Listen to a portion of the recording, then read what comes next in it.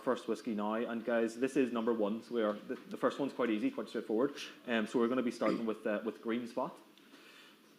Yeah. So I suppose, as Kevin said, it's a single pot still.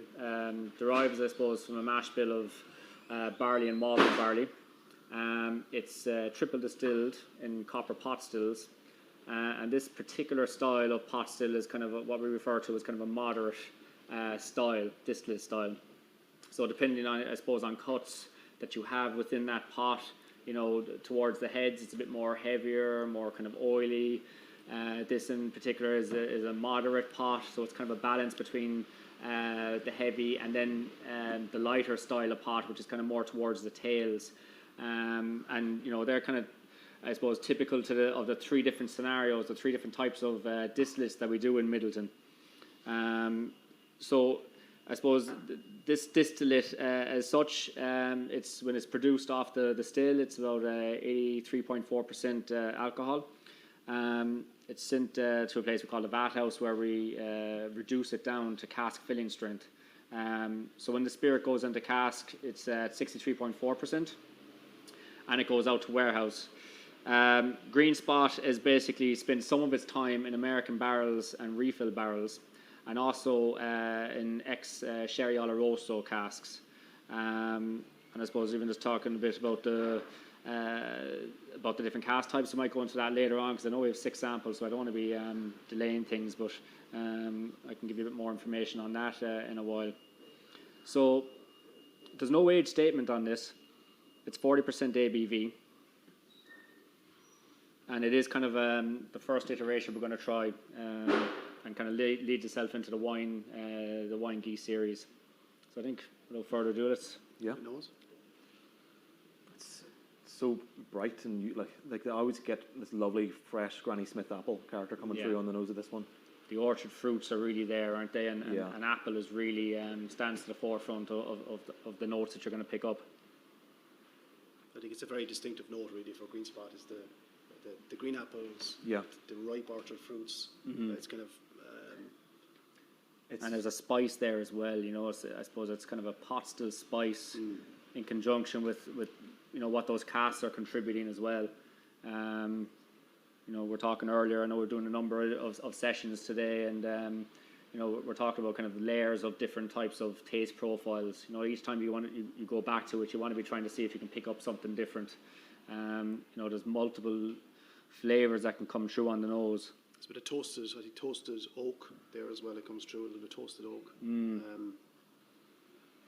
I always think this one, whenever we do a tasting next to some of the other brands, this one seems to really jump out at you. In terms of just being very lively on the nose, very juicy, very vibrant. Zesty maybe. Yeah, zesty. A little touch of mint as well off. I think Green Spot is kind of a minty note. Yeah. A little touch of herb. It's one that I do kind of think of, and it's I'm not just saying it because it's called Green Spot, but like quite green in character in terms of the green apple, and there's a little bit of kind of herbaceous note as well, as you say, a little bit of the mint in there. I don't think Mitchell's knew at the time that green note would be synonymous with some of the kind of the green orchard fruits that you're getting there. It does. It does kind of lend itself to a nice story. Can we taste? Yep, Sláinte.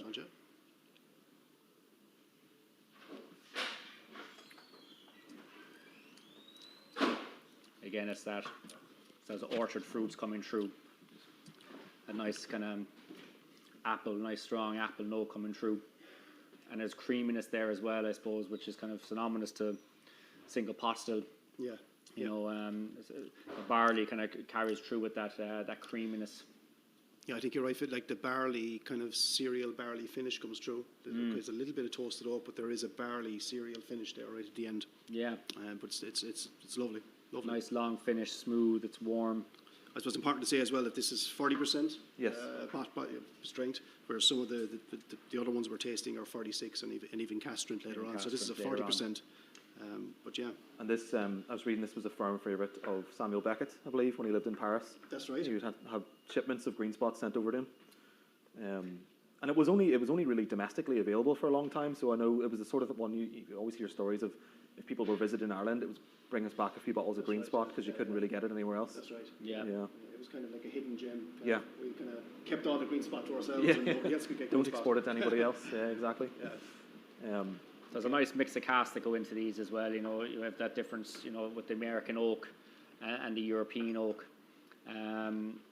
What's great, I suppose, is predominantly the American oak is seasoned with bourbon, and we get flavors coming through on that.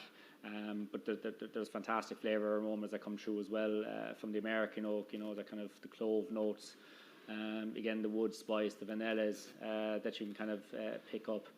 And again on the European oak and being seasoned, the beauty about this brand, I suppose, is that the seasoning can add so much to these products, and it's interesting going from Green Spot. I think the next one we're going to do is Chateau Louisville Barton, and it's just interesting the influence of the wine and how that imparts additional flavors on top of, say, the Green Spot, which is in effect what goes into that to the Louisville Barton, and then you're basically finishing in seasoned wine hogsheads in this case. So we have a look at the... Well, but before we jump on to the next one, I just had a couple of questions. Oh, yeah. So we had one, so this question, is Jameson still used for the spot range, or is it all new make? So I think that's maybe asking if the distillate style is similar or the same to Jameson. That distillate style that we use in the spot range, it's a medium style pot still, as Finbar has already mentioned. Some of that particular style would be used in Jameson, but I suppose the thing about the spot range is that we use a common distillate, and the variation in flavours and aromas comes from all the different casks that we use. So you have the common DNA, a common characteristic in terms of the distillate, and then all the variation of flavours comes from all the different types of casks, if that makes sense. Yeah, it's really about the wood influence. Yeah, correct. Yeah. Okay, we had another question there, somebody just asking, is it not a 10-year-old anymore? Well, I suppose it's a non-age statement at this point. It's 7 to 10 years. Typically, So the age range within the Green Spot is 7 to 10 years, but it's a non-age statement. But that's the range of ages that we use for Green Spot. Yeah, and somebody's in the chat has the exact, they said as well, 7 to 10-year-olds. Okay. So people out there know what they're talking doing about. their research. Yeah. Should we jump into I think whiskey we'll go on to number? Louisville Barton. Yeah. So guys, we're on to Green Spot Louisville Barton. This should be number 5 in your box. So just an FYI, make sure you've got number 5 next. So Yeah, we don't want to mix up the samples. So it's great, even just comparing, I suppose, the Green Spot to the Louisville Barton edition. So Louisville Barton, it's basically a Bordeaux wine. Predominantly, it's a wine made of Cabernet Sauvignon. There is some Cabernet Franc and Merlot grape used, but predominantly it's Cabernet Sauvignon. I suppose the bodega itself is steeped in fantastic history. And even if you want to say a few words on kind of the family themselves and the wine geese, perhaps. Yeah, I suppose the project, what we call the Wine Geese project, started probably more than 10 years ago now. I suppose we wanted to explore the use of wine barrels, particularly with Green Spot. And at the time, we sort of looked at various options in terms of wine casks. We did lots of trials. But then we said, hey, wouldn't it be great to actually collaborate with Irish wine families from around the world, because there's a huge history of Irish families, immigrating to various corners of the world and setting up wineries. And they're called the Wine Geese. And they immigrated probably in the 1700s, 1800s, and even later, and set up these wonderful wineries. And one of those families was the Bartons. The Barton family originally came from Fermanagh, and they immigrated to Bordeaux back in the late 1700s. Eventually got into the wine business, and eventually in the early 1800s purchased a Chateau Louisville Barton, as it's called now, and they started producing great wines. So it's in the Saint-Julien district in Bordeaux, and they're very, very famous wines. So that was the first family that we worked with. I got the name, the contact really through Ted Murphy, who wrote a very famous book, The Kingdom of Wine, which was the history of the various wine geese families that travelled throughout the world.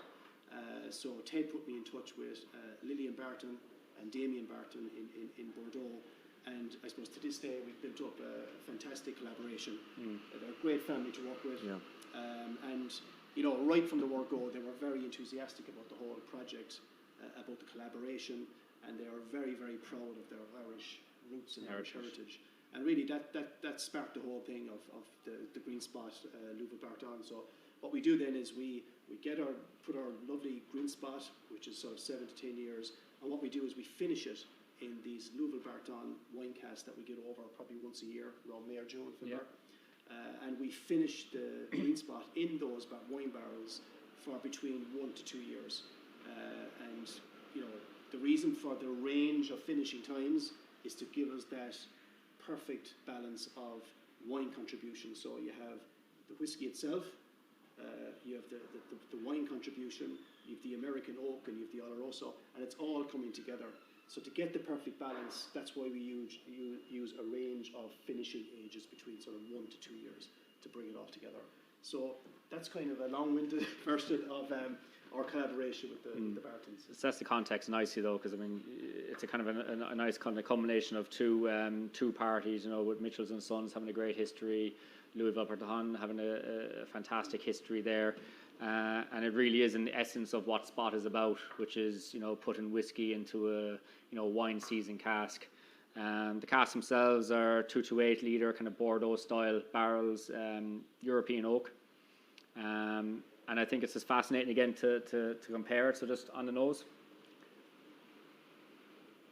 you know, you have that kind of base Green Spot. It's basically this, except we're putting it into a Louvel Barton cask, and there is notes like, you know, there's lovely ripe berries, you know, kind of like raspberries and kind of strawberries. Yeah, definitely getting some lovely red fruit on the nose. Even the colour as well, you know, compared to the first one, it's got that slight different warmer kind hue. of a little hue, kind of the copper, maybe a slight copper hue going through the colour, and that was very distinctive right from the start. When we started using these barrels, was that colour contribution from the wine. We taste? Yeah. Aren't you?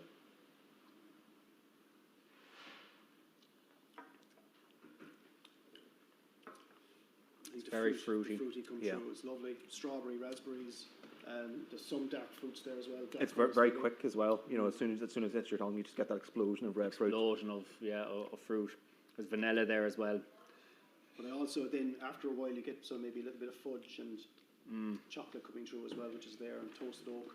It's got that a little extra bit of tannin, a little bit of heavier mouthfeel, just due to the wine casks. I should keep in mind as well, this one is bottled at 46, so we've gone 46%. Slightly up in terms of ABV. But yeah, no, beautiful red fruit character. Really, really fond of that one. And I know you've touched on it, but I worked in a wine shop for years, and the Louvel Barton wines were, you know, people would come in from all over Ireland specifically to get wines from this producer. So they really do have a fantastic reputation. They're great. They're great to work with. Fantastic, very proactive. Yeah. The quality of casks are fantastic. And really along all these kind of iterations, I suppose, the quality of barrels are very important to us, and the quality of the wine is very important to us. And there's a lot of work that goes on behind the scenes with all these different iterations to kind of control the quality in terms of what we use. You know, you look at Green Spot, you know, it's down to getting sherry Oloroso casks seasoned in the sherry triangle, as they call it, down the south of Spain in Jerez. Even the casks themselves, you know, a lot of these, you know, bodegas and wineries that season the barrels first, we provide them with the barrels, so we supply them the barrels, and they season between kind of 2 years and 3 years, depending on the wine style that we're looking for. So we're controlling the wood, we're controlling the well, I suppose we get a lot of samples on the wine that is being used to season the casks, which again, it's a tough job. You know, we have to go through all those different wines and taste them. It's very difficult. Someone has to do it. And that's it. We want to ensure that the quality of the wine is there. We want to ensure that the cask quality remains, because then we're obviously taking them and using them for many years. I mean, looking at some of the age statements there, you know, you want to have a barrel that's going to stand the test of time. You want something that's going to have still red spot and time barrel being